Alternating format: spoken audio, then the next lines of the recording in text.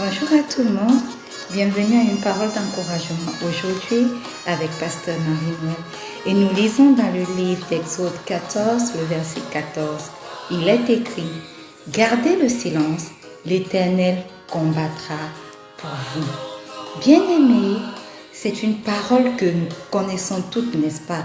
Nous avons très souvent l'habitude de la lire ou alors de l'écouter. Gardez le silence, l'Éternel combattra pour vous. Mais qu'est-ce que cela signifie concrètement?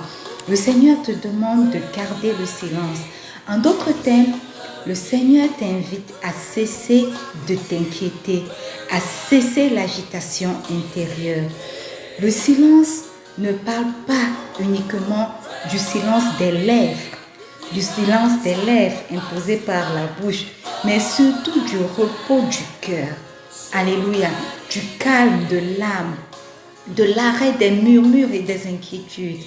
Arrêtez de vous inquiéter, arrêtez de murmurer, ayez un cœur calme, un esprit calme, une âme calme.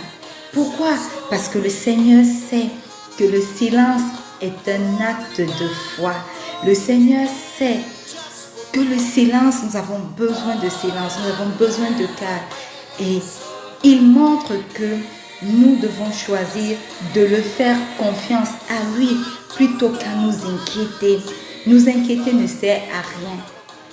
Vouloir tout contrôler ne sert à rien. Gardez le silence et faites confiance en Dieu. Et il est écrit encore dans Exode 14, le verset 14, « L'Éternel combattra. » Le Seigneur prend personnellement en charge ce combat dans ta vie. Ce combat qui te tient dans l'inquiétude. Ce combat pour lequel tu es fatigué chaque jour de combattre. Il se lève et il dit, je combattrai pour toi. Je prends personnellement en charge ce combat dans ta vie ou ces combats dans ta vie. Cette partie de ce verset nous révèle simplement que Dieu est actif, il est impliqué, il ne nous abandonne pas au milieu de la tempête.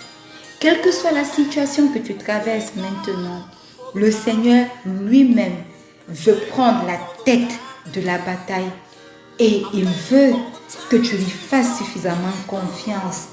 Lui prendra la tête de cette bataille et pas toi.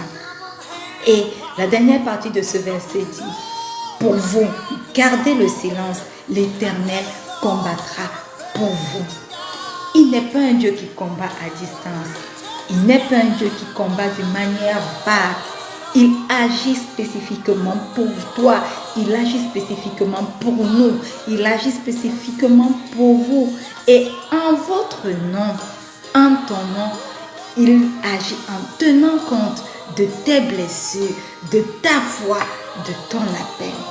Alors, sache-le bien, le Seigneur te défend. Et il te défend pour une seule raison. Parce qu'il t'aime. Ta paix repose sur cette vérité-là.